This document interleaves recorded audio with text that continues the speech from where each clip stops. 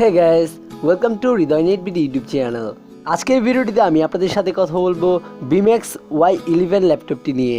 হয়তো অনেকের কাছে BMax ব্র্যান্ডটা একটু নতুন লাগতেছে, আমার কাছেও তাই লেগেছে, বাট আশা করি এই ল্যাপটপের মানগুলো মোটামুটি ভালোই হবে।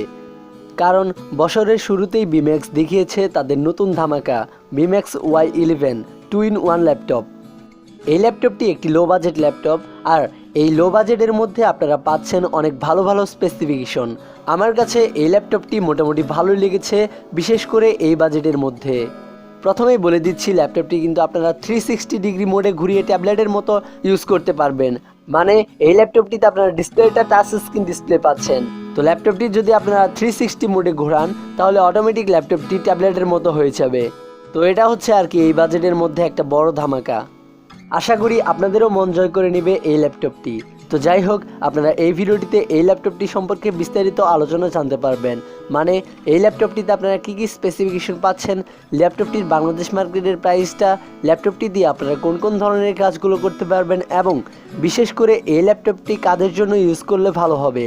তার আগে আপনি যদি এখনও আমার চ্যানেলটি সাবস্ক্রাইব করে না থাকেন তাহলে নতুন নতুন ল্যাপটপ রিভিউ পাওয়ার জন্য অবশ্যই নিচে থাকা লাল সাবস্ক্রাইব বাটন এবং পাশের বেল আইকনটি বাজিয়ে দিন নতুন নতুন ভিডিওর আপডেট পেতে।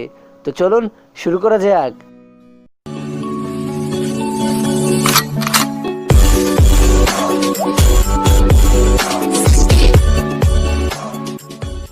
তো BMax-এর নতুন ধামাকায় আমি আপনাদেরকে প্রথমেই এই ল্যাপটপটির স্পেসিফিকেশনগুলো জানিয়ে দিই। তো এই ল্যাপটপটিতে আপনারা প্রসেসর হিসেবে পাচ্ছেন ইন্টেল N4 120 কোয়াড কোর 4 থ্রেডের প্রসেসর, যার বেস ক্লক স্পিড হচ্ছে 1.10 GHz আপ টু 3.60 GHz। এই ল্যাপটপটিতে আপনারা র্যাম হিসেবে পাচ্ছেন 8GB LPDDR4 র্যাম এবং স্টোরেজ হিসেবে পাচ্ছেন 256GB SSD। আর ল্যাপটপটিতে আপনারা ডিসপ্লে হিসেবে পাচ্ছেন 11.6 ইঞ্চি IPS প্যানেলের ফুল HD ডিসপ্লে, যার রেজুলেশন হিসেবে থাকছে 1920x1080 পিক্সেল। তো এখানে আপনাদেরকে একটা স্পেসিফিকেশন ক্লিয়ার করে দেই, সেটা হচ্ছে আপনারা শুনেছেন যে 8GB LPDDR4 RAM. So LPDDR র্যামগুলো আসলে ফোনে ব্যবহার করা হয়, তার মানে হচ্ছে যে ফোনে যে 8GB র্যাম ব্যবহার করা হয় সেটাই আর কি এই ল্যাপটপটিতে ব্যবহার করা হয়েছে। আর আরেকটা ভালো বিষয় হচ্ছে এই ল্যাপটপটিতে এই বাজেটের মধ্যে আপনারা পেয়ে যাচ্ছেন 256GB SSD। মোটামুটি ল্যাপটপটির প্রসেসরের মানটাও ভালো, আর ডিসপ্লের কথাটা তো বলতেই হবে। এই বাজেটের মধ্যে আমার কাছে ফুল এইচডি ডিসপ্লেটা পেয়ে আমি আপাতত অনেক খুশি হয়েছি, কারণ সাধারণত ফুল এইচডি ডিসপ্লেগুলো এই বাজেটের মধ্যে দেখা যায় না। সো বলতেই হবে BMax এই দিক দিয়ে একটা ভালো কাজ করেছে।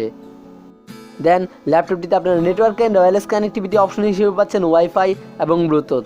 এই ল্যাপটপটিতে আপনারা অপারেটিং সিস্টেম হিসেবে পাচ্ছেন উইন্ডোজ 10 এবং ল্যাপটপটিতে আপনারা গ্রাফিক্স কার্ড হিসেবে পাচ্ছেন ইন্টেল UHD 600 গ্রাফিক্স।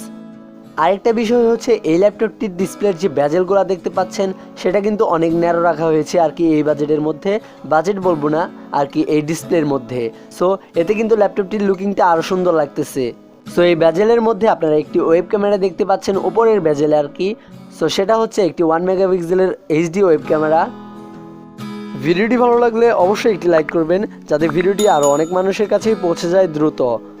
আমার কাছে এই ল্যাপটপটির লুকিংটা সত্যি অনেক ভালো লেগেছে, কারণ এই ল্যাপটপটি দেখতে অনেক প্রিমিয়াম লুক নিয়ে আসে। তো এবার এই ল্যাপটপটির পোর্টস অ্যান্ড কানেক্টর নিয়ে কথা বলা যাক। তো এতে আপনারা পাচ্ছেন একটি USB Type-C পোর্ট, একটি USB 3.0 পোর্ট, একটি HDMI পোর্ট, একটি SD কার্ড রিডার, একটি ভলিউম বাটন, সাইডেই রয়েছে একটি পাওয়ার বাটন এবং একটি headphone and microphone combo Jack.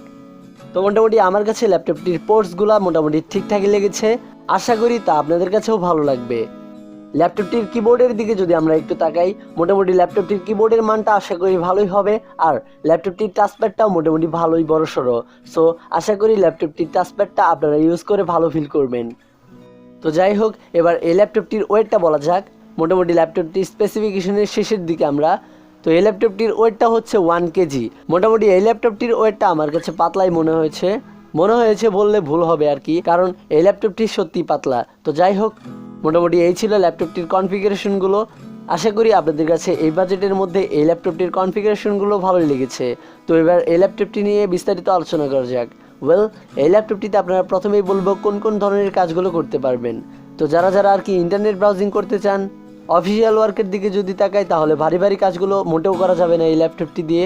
Then video এডিটিংয়ের কথা বললে হালকা পাতলা টুকটাক ভিডিও এডিটিং করা যাবে, কিন্তু প্রো লেভেলের করা যাবে না, এটা আগের থেকেই বলে দিচ্ছি।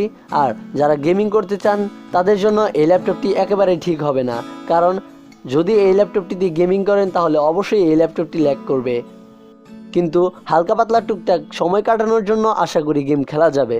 দেন হালকা পাতলা ফটো এডিটও এই ল্যাপটপটি দিয়ে করা যাবে। সো এইসব কাজগুলো মোটামুটি এই ল্যাপটপটি দিয়ে ভালোভাবেই করা যাবে আশা করি। আর এর বাইরেও যারা চাচ্ছেন আমার একটা স্টাইলিশ ল্যাপটপ হবে, তাদের জন্য মোটামুটি এই ল্যাপটপটি খারাপ হবে না, বিশেষ করে যারা স্টুডেন্ট আছেন তাদের জন্য। সো যাই হোক, মোটামুটি আমার কাছে এই ল্যাপটপটি এই বাজেটের মধ্যে ভালো লেগেছে। সবথেকে ভালো লেগেছে এই ল্যাপটপটির কিছু কিছু আলাদা ফিচারগুলো। তো যাই হোক, এই ল্যাপটপটির বাংলাদেশ মার্কেটের প্রাইসটা বলা যাক এবার। তো এই ল্যাপটপটির বাংলাদেশ মার্কেটের প্রাইসটা হচ্ছে 33,900 টাকার আশেপাশে।